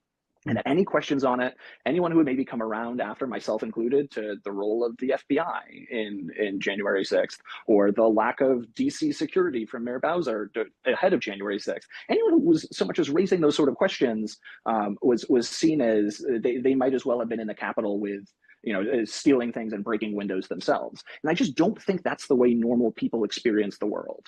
And I think that there's, to your second question of, is there going to be this other dark cloud? I think the energy was that CNN did like a 7-part series about January 6th and the 1-year anniversary of it. And I can't imagine it was very well viewed, but because they kept trotting it out and kept doing it over and over again, I think people were just kind of sick of it and had been beaten to death. I suspect that there probably will be something like that with Donald Trump in his return. We had the Russian collusion narrative in his first term. I don't think we're going to go back to that, but I think you'll probably see something where the attempt to tar not just Trump, but anyone who supports him. So every time I tried to read one of the major Russia collusion narratives, I would just get a headache. It just didn't cohere, right? No sane person could think there was a credible case that Russia hacked our 2016 election. Probably coming down the pike, unfortunately. Yeah. Aaron, thank you for the question. I will just say, as I've tried to say all week, because Drew made the case very well for why some people think January 6th, too much was made of it. I'll just say again, there are tens of millions of Americans who maybe don't think it's as bad as the Holocaust or 9/11, but they do consider it to be an extraordinary assault on our values. And what they don't like, maybe above anything else, is people on the right always looking to minimize it, always looking to say, well, what about the riots after George Floyd? What about the theory that the FBI played a bigger role? It's incumbent upon everybody who wants to make the case that too much was made of it, I believe, to understand why tens of millions don't think too much was made of it and are freaked out and angered by people who minimize it. Okay, that's the other side of what Drew said, which is absolutely right. And you can go back to what, to me, the great example I always use because it's illustrative. Nancy Pelosi said the Republican leadership couldn't pick the Republicans on the committee. Okay, it's never happened in modern history, at least. If the Republicans get to pick the Republicans, the Democrats get to pick. But the two people she vetoed really were, by I think objective standards, not the right people to pick. I would say they were inappropriate to pick. So on the one hand, you could say, how unfair. She picked Liz Cheney rather than the people Kevin McCarthy wanted to pick. On the other hand, I could say Kevin McCarthy made it very hard for Nancy Pelosi to follow precedent by picking people who, amongst other things, were potential witnesses in the investigation. You could argue it either way, but Okay, my favorite person in the Trump administration is Stephen Miller. Here's a segment on Stephen Miller. Help set up some of these raids and the new policy that's going to be dominating America for the next 4 years and hopefully picked up by the next president after that. Stephen Miller, your new title, Deputy Chief of Staff for Policy, Homeland Security Advisor. Welcome back to the White House. Your thoughts about what Elon Omar thinks about your policy? Well, first of all, Brian, let me just say you and I have been friends for a long time now. It's great to be on air with you. Thank you. In my new role here at the White House, I want you to know that anytime you want to have me on to talk about what's happening in this country, this is where I want to be. So thank you for the invitation, and we're really excited about the next 30 days, 100 days, 4 years, and beyond. So, look, as you mentioned, President Trump has put in place a historic series of actions to secure the southern border and to restore American sovereignty. It's no surprise, of course, that congressional Democrats, as they always have, are complaining about the restoration of our national and territorial sovereignty. This is the most aggressive action any president has ever taken to secure our southern border. You've seen and you've shown the military planes that are taking off and that are landing illegal immigrants back into their home countries.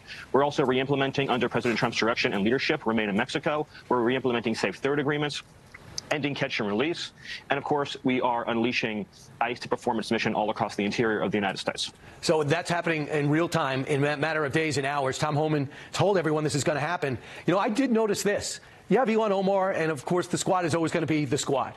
But Democrats don't really know what to make of this, because if they criticize this, are they pro-international criminal? I mean, they're pulling out the worst of the worst, embedded in sanctuary cities from Boston to New York to Chicago. If they come out against you, they're coming out for international criminals. Well, that's exactly right. Look, President Trump is liberating these communities. And look, I think all across the board, what you've seen, as people have said, look, President Trump did more in the first 3 or 4 days than most presidents have done in their entire administrations. Border security, immigration security, national defense, ending DEI, beginning the process of unleashing American energy, reforming the federal workforce, and tackling inflation, bringing down the cost of living, restoring government accountability. engaging in government transparency, ending the weaponization of government, ending federal censorship, ending transgender madness. So President Trump is implementing this historic slate of reforms all across the U.S. government with a simple but remarkable message. The American people are in control of their government again. They elected Donald Trump, and Donald Trump is implementing his mandate. And congressional Democrats, they don't know what to do. They don't know what to say because they're on the wrong side of 90-10 issues, Brian. All these issues are 90-10. They're in the 10%. And 58% of the country is for mass deportations. You know, Stephen, people are trying to get a hold of the new administration, understand who comes in. They know you. I thought this tear out from Politico was pretty significant for people who don't. It's Stephen Miller's moment, they say. It is clear both by his actions and from conversations with people around Trump that Miller will be an even bigger power center this time around. Given Miller's hot shot status in the West Wing, Trump world dwellers in and outside the White House all but want to be in his good graces or at least avoid crossing him. Bring us behind the scenes with your expanded portfolio. What's it going to be like? What did you learn the first four that makes you more confident in this next four? Well, that's very humbling, Brian, and I appreciate it. My job is simple. My job is to implement the orders and directions of the President of the United States, who's been elected by the whole American people. And to answer your question, and to serve him loyally, to serve him faithfully, and to make sure that the agenda that he campaigned on is implemented loyally and faithfully across the whole U.S. government. But to answer your question, look, he's assembled a team, and I include myself in this, who have learned how to use the levers of power within the departments and agencies to achieve righteous reform on behalf of the American people. So you mentioned, as an example, we talked about at the beginning of the segment, you have military aircraft carrying out repatriation flights, removal flights, for the first time in American history. I mean, just think about that. You've had presidents over generations, and never once have they used military aircraft to carry out these removals, which increases by 10-fold, 100-fold, our capacity to restore national sovereignty and to defend against invasion. President Trump was able to turn that on in 24 hours. Normally, Brian, a process like that would involve interagency planning meetings. You would have people who are the associate vice bureau director of XYZ ABC. They'd be talking for weeks and months. Then you get lawyers involved. They'd have 100 different opinions, people who worked in the government for 30, 40 years, with throwing bureaucracy, throwing red tape, throwing in agency handbooks. President Trump gave the order, and the government snapped to and implemented in 24 hours. That's the team you're looking at now. That's the team that President Trump has assembled. So I will say to the recalcitrant bureaucrats that are out there, it's not up to you anymore. President Trump is elected. His agenda is going to be implemented. And I would say to the congressional Democrats who are on the wrong side of history, who are supporting his criminal aliens, it doesn't matter what you think, because this government under President Trump's leadership is going to get these criminal aliens out of the country. And he's going to use FBI, ATF, DEA, U.S. Marshals, Homeland Security investigations, Border Patrol, CBP, and ICE, and the military to liberate our cities and towns. And public safety will be restored, national security will thrive, and America will be happier and more prosperous than ever before. And Brian, it's happening right now before our very eyes. And we're still in the first week. It's hard to believe. Steve Miller, thanks so much. I hope to talk to you early and often. It's going to be an exciting time. So Matt Ruby's a stand-up comic. He's politically towards the center. Got a good little essay here. 5 reasons there's no Joe Rogan of the left. Right. Number one, Joe Rogan's not primarily about politics. There isn't a Joe Rogan of the left because he's not for people interested in politics. The left would be wiser to go after people in non-political spaces, as Klein explains. Democrats think that the media is something that broadcasters and gatekeepers control. Media is something that you get booked on. Attention is something that you buy or you attract. Liberal Joe Rogan discourse drives me insane. You can't build Joe Rogan if you're a political person, because the whole point of Joe Rogan is that he's for people who are not interested in politics. Democrats are obsessed with how the New York Times words its headlines about Donald Trump. But Democrats win people who read the New York Times headlines about Donald Trump. They lose people who don't read newspapers. You can't win them by being more and more political and be like, we're going to create Joe Rogan, but with left-wing politics. 2, Joe Rogan provides an antidote to loneliness, right? Podcasts, live streams provide an antidote to loneliness, right? It's a way of establishing a relationship with an online community because there's just so much content, right? Parasocial relationships are the name of the game. When people call for a Joe Rogan of the left, it seems they don't realize that one of the reasons that Joe Rogan is so powerful is that he is many of his listeners' best friend. People spend hours and hours a day with him. His show and his universe have become an on-demand loneliness-killing service. The power and value of that relationship is unmatched. Joe Rogan is fun. He's not a buzzkill. Big problem that Democrats face is nobody wants to hang out with a school mom, tattletale, nanny state HR rep. People always pick a party over a condemnation. One side wants to lecture people. The other side thinks that's retarded. Building an audience takes time. Reason number 4, Joe Rogan started his podcast in 2009. He was on cam streams with me, not on my show, but we were both on cam streams and S streams in 2007. And no one likes people who hate them. Men think you hate them, Democrats. All they ever hear the left talk about are how masculinity is toxic. It's not a great invitation. We've lived for decades in a culture that has normalized the denigration of traditional masculinity. Belittling men is mainstream. Men have spent the past several decades being told they benefit from male supremacy, particularly white male supremacy, even as they watch their opportunities, their educational opportunities, their professional opportunities, their wages decline, all things going down. They are chided for their toxic masculinity, told to make space for women, all while being asked to apologize simply for being male. Right? Joe Rogan speaks to men in a way that embraces men. Can anyone on the left come out and say they think masculinity is great and that dudes who like stuff that dudes like, such as sports cars, gadgets, that's cool? Lefties exist in a realm of moral superiority and lecturing the rest of us. It's an inherent part of leftism that they are more moral than we are and they need to educate us.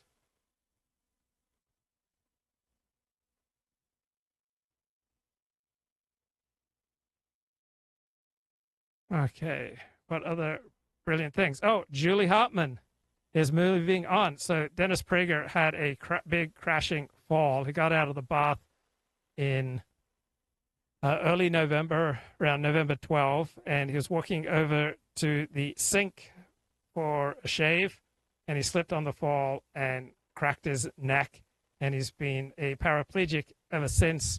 He can't even speak, can't articulate words, and he's 79 years of age. It seems unlikely that he'll ever return to broadcasting. So Julie Hartman is giving up her association with Prager and her weekly Dennis and Julie shows because Dennis can no longer speak, let alone broadcast. And she is moving on to take a job in the Trump administration. Julie Hartman Live. It is Thursday, January 23rd, 2025. I'm Julie Hartman, and it is great, as always, to be with you. I am so sorry that I haven't been with you for about a week and a half now, though once you hear why, I have no doubt that you will understand. As many of you know, there were some terrible wildfires here in Los Angeles that affected some members of this team, especially our dear Sean McConnell. Sean lost his home in the Altadena fire, and he has since been living in an Airbnb. So we've had some production disruption because of that. And also, I was affected in part by the Palisades fire because I grew up in Pacific Palisades, and my whole community has been destroyed. Literally, through an act of God, a miracle, my home was spared. It was one of a few that was spared on my street. We thought that it was totally over. I mean, when we saw the videos of the Palisades fire sweeping through our neighborhood, burning down Pali High, burning down the elementary school that I went to for kindergarten, burning down the church that I was at on Christmas Eve, burning down many of the homes on my street, we thought that our house was done for. But thankfully, it did survive. But that's just to say that it has been a particularly crazy past few weeks. And then on top of that, I got the norovirus, which, by the way, may I just say, if you can at all control it, don't get that. It is not exactly fun. I actually got the norovirus my freshman year of college in February of my freshman year, and I went to the student health center and I was hooked up with an IV, getting IV fluids, and I had my friends come and visit me. So I was lying there like a vegetable. So it wasn't my first rodeo, but that's just to say I'm so sorry that we've had a little bit of a hiatus from the show. And to further segue into something, speaking of a hiatus, I am announcing today that this is actually my last show of Timeless. It's very bittersweet. I am filled with all sorts of emotions right now, more than you could possibly imagine. But I will be moving on from my on-air work here at the Salem Media Group, and I will actually be moving to Washington, D.C. next week to work for the Trump administration. So you can see why it's bitter and it's sweet. As I'll talk about more in this show, I have loved my time here. I have been unimaginably grateful for the time that I have spent being with all of you, and all of the challenges that have come with this job, all of the triumphs, all of the things that I have learned. The opportunity to get to know you and be a small part of your life has been really one of the greatest honors of my life. But I'm also so excited to move on to this next chapter. I didn't expect it. You know, Trump was just elected 2 months ago. And certainly in those 2 months, in addition to the fires, there's been a lot that's happened. As we know, our dear Dennis took a catastrophic fall and has since been in the hospital. But I can say I surely didn't anticipate that it would shake out this way. It calls to mind the words of Charles Dickens. It is the best of times and it is the worst of times. But as Trump indicated in his inaugural address, I really think that this is such a moment of opportunity in our country. We have someone who is very competent coming back into power. There seems to be a reinvigoration of patriotism and a desire to shed our country of some of these terrible things that have infiltrated our daily life, DEI, a border that is out of control, wars erupting, this crazy race and gender ideology that has permeated schools and workplaces. I really think people are so excited to let that go and go into a new golden age of America. So it is my great, great hope that through my work with the Trump administration, I will contribute in any way I can to help make that possible for the American people. So to be more specific about my role, I'm going to be the senior advisor for the Office of Communications in the Department of Education. So that's really ground zero as far as many of the endeavors that the Trump administration is pushing forth. I think a lot of people who otherwise wouldn't have voted for Trump decided to vote for him in this past election, in large part because of issues pertaining to education. I think a lot of people want to see DEI, DIE. They want to see transgender individuals not be in bathrooms of the opposite sex or in sports of the opposite sex. They want to see merit restored to our classrooms. They want to reverse the dismal trends of education. I mean, I was looking the other day at the nation's report card, and about 31% of 8th graders, only 31%, are proficient in reading at their grade levels. All right. Comedy Cellar USA is a Jewish-owned comedy club in New York City. They've got Eli Lake here, who's starting up a new podcast on a history of populism in the United States. Things. And in some ways, I think that the fact that our system can accommodate populists is one of the reasons why a republic founded in revolution has managed to pretty much survive. There's civil wars, there's a lot of catastrophes, there's political assassinations, there's all kinds of bad things, but the system has survived for almost 250 years because we can accommodate Trump-like, Andrew Jackson-like figures. Do you give us another 250, Eli? I would love it. Now, so is populism, is it a medicine that we need to take every so often, and then it makes some important points or kind of like resets the board a little bit, and then some of the ideas get integrated by one part of the other party or the other? Is there a salutary effect? I think that medicine is a great way to look at it because too much medicine is poison. So the toxicity is determined by the dose. And in this respect, too much populism is really bad. For one, you could argue that populism is so prone to conspiracy theory, because what it says is that there's faceless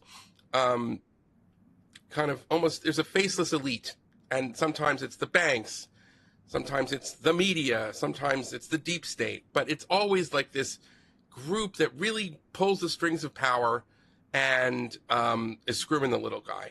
So that's the conceit of all of the populist movements. Some have been good, some have been terrible, and we're all Jews here, I think. Except for Tiana and Mike, but they're okay. But my thing is that if you what's the original conspiracy theory? It's anti-Semitism. So there's a real danger there. And that's not to say that all American populist movements have been anti-Semitic. That's certainly not true. But some of them have been, and some of these populist figures like Father Coughlin. So there's a danger in all that. Okay, so coming up is the segment that stimulated tonight's show and my opening sermon. Can I jump from that and get everybody's take yours? I watched Trump's inaugural address. Yeah. And I did not like it at all. Huh. I didn't like the vibe, but there was, I'm always surprised to hear myself say things like this. But when he said, from now on, there are only 2 genders in the United States of America. And I said to myself, well, yeah, of course, I lean in that direction. But I just had the very distinct feeling he was making his point in a way which was really designed to activate people's bigotry. So many of us by now have in our families or our friends' families or third degree separation for sure, people who are dealing with this very, very difficult issue of their kids who are experiencing whatever mental condition it is where they're struggling with their genders. And people are, their children, cutting off their breasts, cutting off their genitals. They're not faking it, right? When you cut off your own breasts, you are. Okay, so for this guy, just admitting that that our sex is in our hormones, in our chromosomes, and that there's only male or female, just noting this aspect of reality that is either or, either you're male or you're female, except for very few exceptions. That this dominance of a simple category of male versus female, he finds that hateful. But the categories of day and night are not nullified in their usefulness because sometimes there's twilight or early morning where you're kind of between darkness and light. So just because there's a speed limit of 55 miles an hour and someone who's driving 56 miles an hour could theoretically get a ticket does not invalidate the usefulness of having a speed limit at 55 miles an hour. Anytime you make a definition or a law, there's going to be stuff on the margins. Right. The overwhelming reality of life is that people are born either with male chromosomes or female chromosomes. And simply noting that that part of reality is not hateful. And Judaism in particular, and this guy speaking is Jewish, is all about this nature of life that is frequently either or. It's kosher or it's not kosher. It's male or it's female. It's adult or it's a child. And these kind of distinctions all through life are not invalidated because there are a tiny number of instances where the distinction is not clear. So I found this revelatory of a sick type of thinking. Totally in the throes of some sort of condition.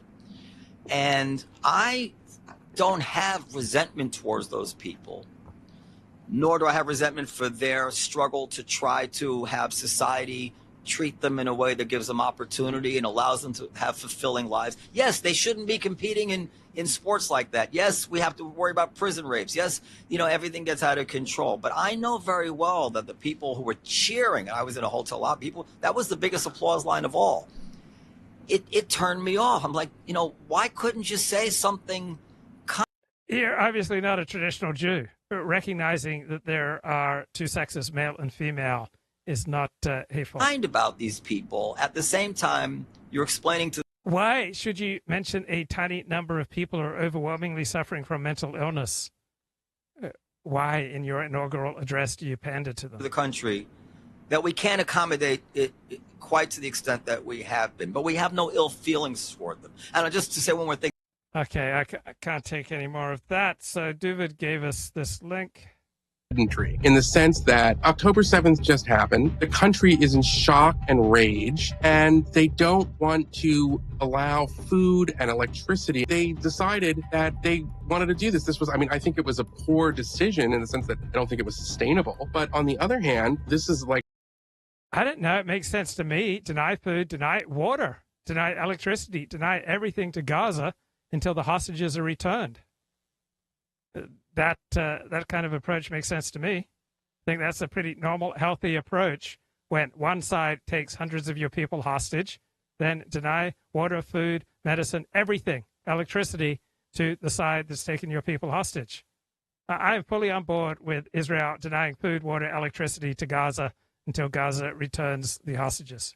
Like a tactic that one would say, okay, fine, no food until you give us back our hostages. I don't think that was going to work. I think it's completely understandable in those first 2 weeks to say that we're going to close our border until we get our people back. What's relevant is the intent. It corresponds to this period of blocking all food from coming in. They're also bombing Gaza at the same time and killing more civilians than have died in any month of bombing in the 21st century.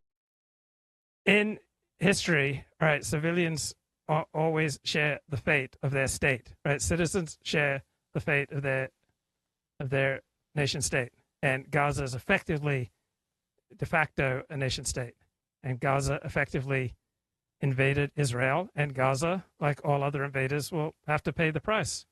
Century, and it shows murderous intention. This is how we operate in the law. We look at intention, even if the intention doesn't lead to tangible consequences. The UN agency that measures famine said there hasn't been a famine. You're jumping from one issue to another. I'm talking about murderous intentions that we have evidence of in the context of this starvation strategy the first 2 weeks. Yes, after you are attacked in a right, when one side has murderous intentions, invades Israel, and slaughters as many people as they can, it doesn't surprise me that Israel would have some murderous intentions in retaliation for that. And I don't think that retaliation and vengeance are sick. I don't think they're bad. Right? All punishments contain a healthy element of vengeance. vicious and horrible way. Yeah, the you block country food from children. that you attacked is going to have murderous intentions against the people that just attacked you. Why is that like a difficult concept? Hello, everybody. This is Glenn Loury. You've tuned into The Glenn Show. I'm with John McWhorter, my regular conversation partner every other week. We talk at The Glenn Show. He's a professor at Columbia University. His role in peer reviewing an important study by an organization called Air Wars, which has assessed the extent of civilian casualties in aerial conflict throughout the Middle East, but especially in Gaza in the first month of the war. He has brought to our attention. We decided it would be good to have a spirited discussion about that here. Let me just say that Air Wars is a London-based non-for-profit company that tracks and archives the international air war against Islamic State and other groups. And absolutely, Eli wouldn't either. So we're both gentlemen above polemics. In terms of the study, what it reveals is shocking, and what it reveals is corroborative of what we know from other sources of a convergence of evidence about the nature of the bombing campaign in October 2023. This was the bloodiest bombing campaign for a month of bombing in the 21st century by far, shattering records of women killed, children killed, and civilians killed in the 21st century. Obviously, you can find worse cases in the 20th without much difficulty, but the 21st century. In terms of some comparisons, the number of women killed in this 25-day period of bombing by Israel was nearly 7 times as great as the number of women killed by the United States in Raqqa and Mosul combined. Entire wars, we're talking about well over a year of bombardment. The number of children killed is approximately equal to the number of children killed by all foreign actors. So we're excluding Assad, but we're talking about Russia, United States, foreign terrorist groups, and so on, in the bloodiest year of the Syrian civil war for children. And another important element of this is that the overwhelming majority of deaths are caused by bombing non-militarized homes. So the one thing the Israelis like to say, and they're correct, is that Hamas embeds among civilian groups insofar as they militarize civilian infrastructure, and this creates risks to civilians, right? But in October 2023, the overwhelming majority of civilian casualties, over 90% of the women and children killed, were killed by bombing non-militarized homes. And what Israel appears to have been doing, and we know this from other reporting in The Guardian and 972 magazine, is enacting a program called Where's Daddy, where if one Hamasnik, a guy who was in Hamas or was demobilized for whatever reason, he went home to sleep, right? Israel would do an AI program with the name Where's Daddy. It would trigger a bombing, and they would bomb the home, and entire multi-generational families would be liquidated. This happened over and over again on average, to cite one of the shocking statistics, which again attests to this program, the Where's Daddy program, when one civilian was killed, on average, 14 members of his family were killed with him in October 2023. Moreover, I think it's even dubious that, and the Air Wars report supports this, and also the New York Times report supports this, how many of these people were actually Hamasniks that they were targeting, right? I think their AI program was very glib. I think they were going very fast. They wanted to respond in a big way to October 7th. And the final result was reckless indifference to civilian life, and also reckless targeting practices insofar as they weren't even sure these people were in Hamas, that they were bombing to death in their homes with their families. And in the final analysis, this is my interpretation, not Air Wars, the bombing was of such a lethal character, again, shattering all 21st century records for civilians killed, women killed, children killed, that this actually amounted to murder under the laws of war. And what I mean by that is not necessarily, although I think this is true, frankly, not necessarily that Israel wanted to kill civilians, that there was a goal to kill civilians for punitive reasons or whatever in October 2023, but that they were showing what is called reckless disregard for civilian life. So they were just glibly liquidating these multi-generational families, bombing these homes with weak evidence of combatant status for this one person. And this amounts, even if you don't want to kill civilians, under the laws of war, if you show reckless disregard, it's not that you're not trying enough, you're just barely trying at all. This amounts to murder under the laws of war. And this is a serious disgrace for the Western world and for Western intellectuals. Present company excluded in terms of Glenn, at least I don't know your views, John, and I know, so I guess included for you, Eli, that we would condone this. And I think, again, we'll talk about this more, but there's all kinds of other evidence in addition to the study in terms of Israeli public opinion, in terms of murderous intentions regarding starvation in the early parts of the war by Israeli leadership that corroborates a policy of effectively murder in at least the early. So you're asking a lot when you're asking a country to act against its own interests. It was obviously in Israel's interest from day one to drive out as many Palestinians and Muslims and Arabs from Israel as possible. In the creation of the founding state of Israel, right, there was a systematic program to drive out Arabs from what was going to become the Jewish state. And the only thing that prevented that from happening was international media attention, particularly to Arabs around Bethlehem. So if the founders of Israel had had their way, there wouldn't have been any Arabs in the Jewish state of Israel. Then, after Israel won its stunning victories in 1967, right, it suddenly found itself in charge of about 2 million Arabs, who are now about 7 million, in the West Bank and Gaza. And it's obviously in the Jewish state of Israel's interest to drive Arabs out of the West Bank and to drive Arabs out of Gaza, to just get rid of them any way that they can. And on both sides, they wish that the other side would disappear. I understand that Arabs in Lebanon, in Syria, in Jordan, in Egypt, in Gaza and the West Bank, they wish the Jews in the Jewish state would disappear. And most Jews in the Jewish state wish that the Arabs in Gaza and the Arabs in the West Bank would disappear. And so you're asking Israel to behave, right, very gently towards people that Israel wants to be rid of. And just as you would probably want to ask the Palestinians to be gentle with the Jews in the Jewish state. But each side wants the other side gone from that particular area of the world. They are both massively incentivized to rid the opposing side, because the opposing side is an excruciating threat. Part of the war. I don't think we can say that for the war as a whole. Well, if I could respond. Of course, I was going to try to fashion a question to invite you to respond, but you want to? Okay. What else do I have lined up here?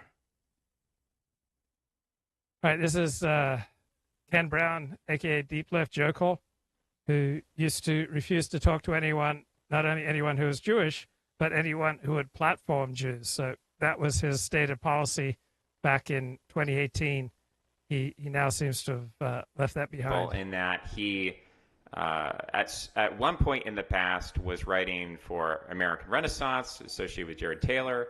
He defended the hereditarian position. He's not himself a scientist, but he found an interest in these topics. And then so this is Ken Brown talking with Ian Jobling.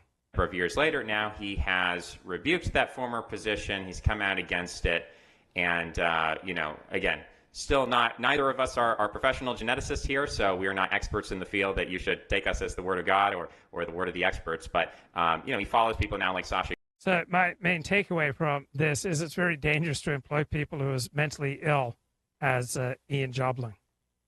Gusev, who've come out pretty strongly and has had some interesting articles on that. So I just wanted to ask you, before we get into maybe the details of the arguments of why you changed that position from a logical standpoint, I guess tell me a little bit about personally what that was like.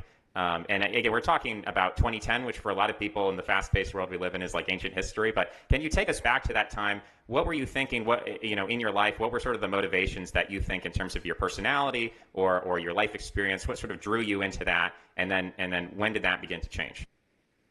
Right. So we have to go back even further than 2010, all the way back to 2000. At which point I was a PhD student in comparative literature and was not happy in that position, mostly because I had a very scientific outlook, and that contrasted markedly with the outlook of most of the people around me, who were postmodernists, Foucauldians, who thought that science didn't tell anyone about the truth. It was always a way of controlling people, right? And so I was unhappy for that reason. I also had rather serious mental health problems, right? And I was later diagnosed as schizotypal, which is sort of a mild form of schizophrenia.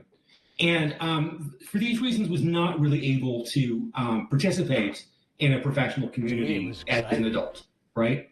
And I think what happened to me is what happened to a lot of young people and young men back then who were having trouble adjusting to the world, is that, we got into, Charles Murray and decided, the reason I'm having all these troubles is that I'm a brave truth teller and all the people around me are deluded.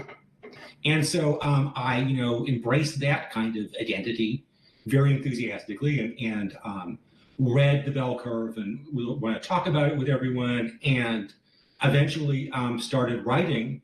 Well, I got involved in the, before the American Renaissance website, we had the listservs. I don't know if you know what a listserv is.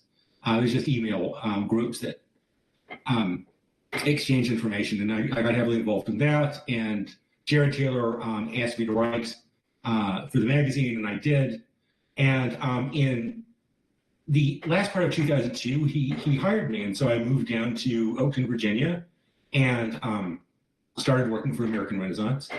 And I knew nothing about web design, and he said, well, we need to upgrade our website, which was very much Web 1.0, and more like actually Web 0.0. And I said, hey, there's a thing called movable type where we can publish articles and people can comment on them and we can moderate them. And so I learned about that, and I reworked the whole American Renaissance website, and so it was we could post news articles and people could discuss them, and that was extremely popular. There were a lot of very, very popular race realist or racist, I would say now, white nationalist websites, including ours and Stormfront and various others. We were a bit different from Stormfront in that we just didn't allow anyone to talk about Jews, right? We decided we just didn't want to hear about that. From our perspective, we were going to say Jews were white people, and that suppression of commentary on that subject never ceased to dog us, and we were often ridiculed for it. But I think we did attract a different type of reader. A lot of them were Jewish, so eventually that Jewish issue became the major reason why I left American Renaissance, because I was always appalled by neo-Nazis. I was always appalled by Holocaust deniers. I considered myself a reasonable person, and I did not consider Holocaust denial to be a reasonable belief. And I and a number of other subscribers wanted Jerry Taylor to address this issue. And so they sent him a letter in which I participated anonymously, and he got really mad about the letter. And so it was in that context that I ended up leaving American Renaissance. And I kind of quit. I was kind of fired, you know. And after that, I ran a couple of my own websites, trying to present a sort of what I consider a more rational view of race without the Holocaust denial and all that stuff. And eventually, so we're at the year 2006 here now when I started those websites, and I did that for about 4 years, and eventually just kind of got sick of it, which was kind of a sign that my mental health problems were ebbing, because I was 40 years old then, and you know your brain chemistry starts to change, and I just decided that I didn't want to do this stuff anymore, and so I stopped doing it, and I didn't think about race for a while, and thought about it for a couple of years, and after a couple of years, I thought, wow, a lot of the stuff I was saying back then wasn't really true, you know, and I also wanted to get a job, and my name was very associated with the stuff. I thought it might be an impediment. And so I did an interview with the Southern Poverty Law Center in which I discussed a lot of the stuff I've been talking with you about. And then I didn't think about race until really, I guess, last year. And I had all these writing projects, but I really couldn't put anything together. I couldn't figure out who I was. And finally this year, I sort of, I discovered Substack, and I've been able to put together some new articles. And the first article I wrote was again about my view of race, and I started to read up about it. And I read a lot of the critics of race realism, which I really hadn't done much of before, including James Flynn, who wrote a book called One's Intelligence Against the Strong Hereditary Position on IQ. And then I started reading about contemporary population genetics, starting to try to understand it. And I now see that the old ideas that I was working with about heritability and what was innate and what was environmental is completely obsolete. And there's a new way of studying these things that has resulted from the mapping of the genome, where people associate genetic variances with phenotypic traits. And those have universally found the heritability of IQ, that is the extent to which it's determined by your genotype, to be extremely low. They don't quite know how low yet. But I hope you'll put in a link to the Sasha Gusev article called "No Intelligence is Not Like Height," which is why it was about how contemporary population genetics has discovered that height really is a strongly heritable trait that's heavily determined by our genotype, but intelligence really isn't. The contemporary heritability estimate for intelligence is 2 to 5%, right? From contemporary population genetics. He's trying to tell us that the current thinking is that intelligence is only 2 to 5% heritable, right? Just absolute nonsense, right? Think about smart parents. You know, their children tend to be smart, just as athletic parents tend to have athletic kids. Musically gifted parents tend to have musically gifted children. Good-looking parents tend to have good-looking children, right? There's no evidence that intelligence is only 2% genetic, right? All such traits are approximately 50% genetic to perhaps 80% genetic, right? We have more studies that validate the predictive power and explanatory power of IQ than any other area in social science. And we know that traits such as intelligence have a substantial genetic component, and the idea that it's just 2%, right? He hated being on the margins, right? He was completely isolated from his family, and he was kind of an antisocial personality, and he wanted to get a job. He wanted to get back into polite society, and so he just makes up reasons for why he needs to change his mind on controversial topics. Interested in, I mean, you say that you kind of put your name out there and you felt that that might have hurt some employment aspects. You also had this leftist family. Could you describe kind of what that was? Were your family aware of your views? How did that affect you? Oh yeah, they were definitely aware of my views. I would not stop talking about my views, and it made for some pretty tense times with my whole family, it's to the credit of my mother and father that they maintained a relationship with me, because I could very well have abandoned them, but you know, they always, my mother especially always listened to me and presented another side and supported me, and so I did maintain those relationships. The relationships with some of my uncles and cousins kind of ended at that point, but and you know, there were a lot of there was a lot of conflict because. Yeah, parents have more invested in their kids, so they're going to be much less likely to cut off contact than cousins and uncles who are not nearly as invested in you.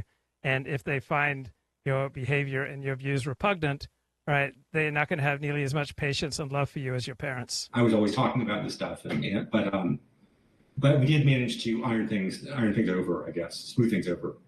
Do you feel like, you know, I would use kind of COVID as an example of something where there was a very harsh polarization. Some people were saying, you know, the vaccine it's a Bill Gates genocide plan to kill everybody, and other people were saying, well, if you don't take the vaccine, you're basically inadvertently killing people who are, you know, compromised immune systems. And so on both sides, there was this very, you know, tense mood. And I noticed that within families, you know, people wouldn't come to Thanksgiving, or people would sort of split apart. And even years later, where I think that issue is less contentious, or people just don't care so much about COVID vaccines because it's not as relevant, that pain and that separation which occurred, even though the particular issue that ignited it is gone or not as prevalent, the separation remains, that families remain split apart. And do you feel like you were successfully able to overcome that, or is there still lingering effects?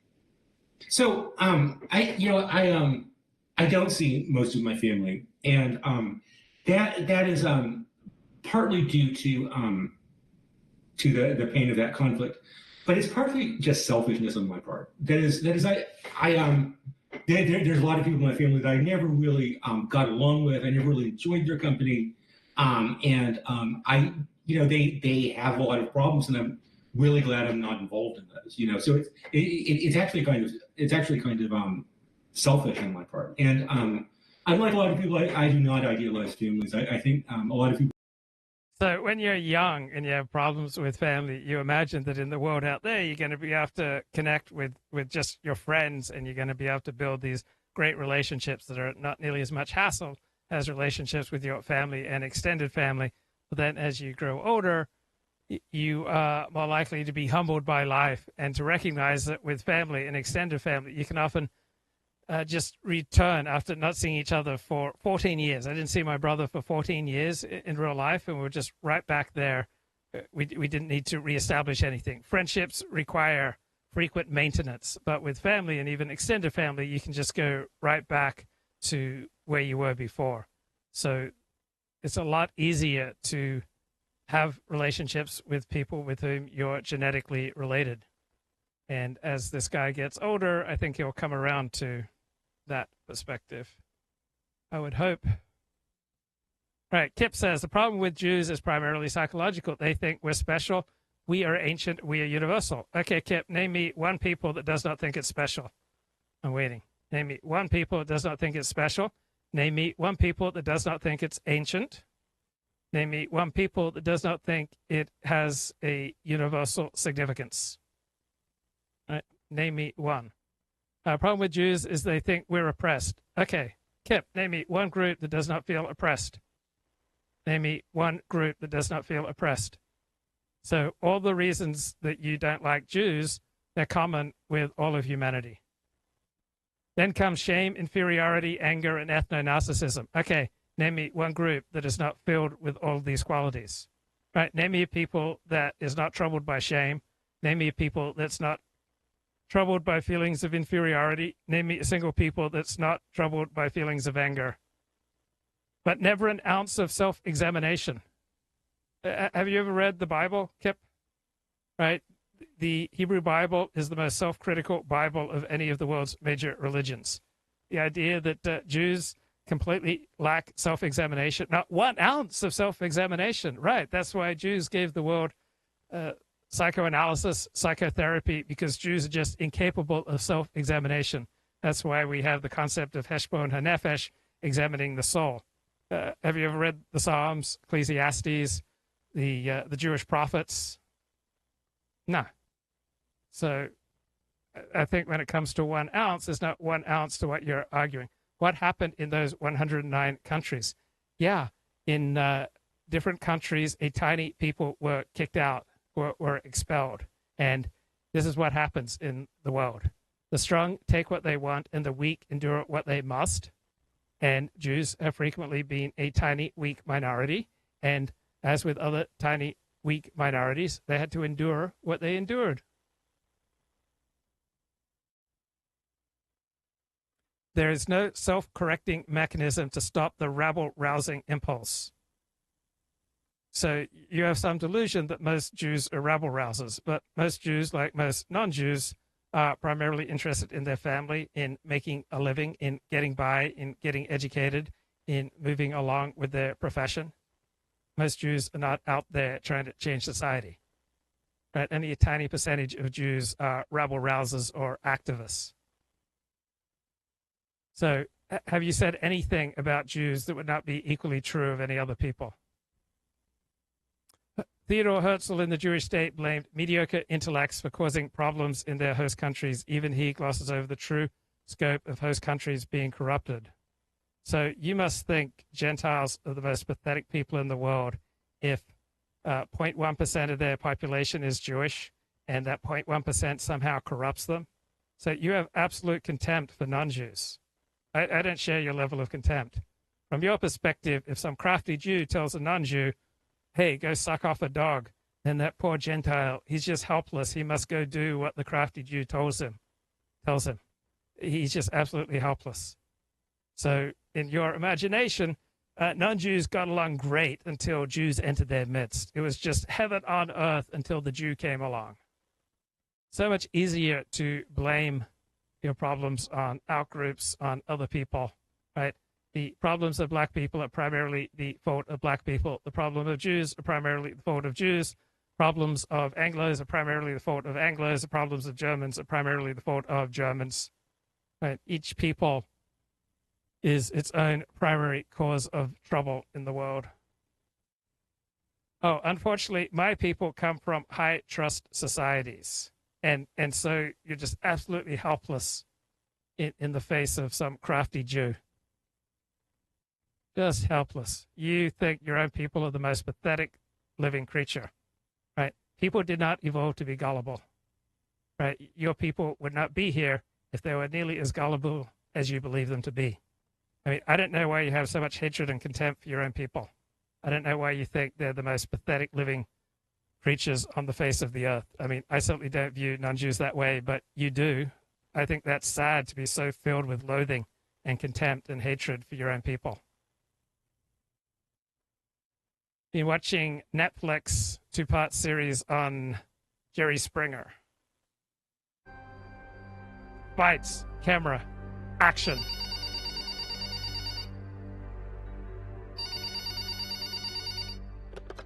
I remember one night a woman called the show because she wanted to tell her dad to stop ordering her at the website that she's a hooker on because they'd send her. And she'd have to do the job. This had been going on since she was like 16, right? And I'm like, I'm not gonna get this fucking story. Like, the dad's not gonna come, right? And he came. And I was like dumbfounded. We had them under aliases in different hotels, and they didn't know where each other were. And I went over to her hotel first, just to see how she was doing. And I knocked on the door, and her dad opened the door in a towel. And she came to the door, and You could tell that she was embarrassed. They just got done, having sex. It was like putting 2 barrels of a shotgun to my head and pulling the fucking trigger. That's something that I don't think I need to contribute to.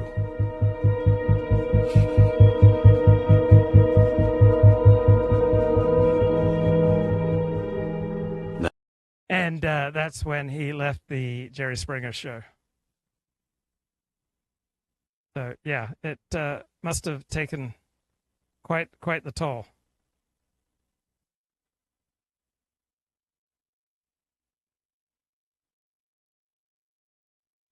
Luke, you should really put YouTube Norm Macdonald prison story.